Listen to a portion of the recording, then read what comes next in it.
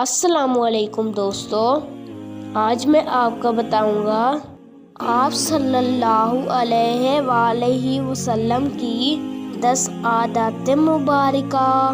Number 1، آپ صلی اللہ علیہ وآلہ وسلم جب بچوں سے ملتے تو سلام فرماتے۔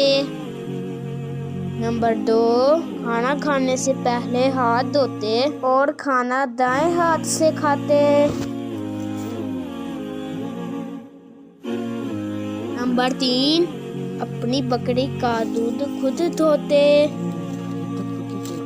نمبر 4، اگر کوئی بیمار ہو جاتا تو اس کی عیادت کے لیے جاتے۔ نمبر 5، مسجد میں داخل ہوتے وقت پہلے دایاں پاؤں رکھتے اور پھر بایاں۔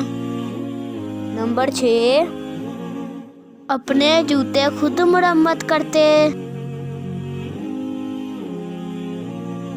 نمبر 7، اگر کسی کے گھر تشریف لے جاتے تو پہلے دروازہ کھٹکھٹاتے۔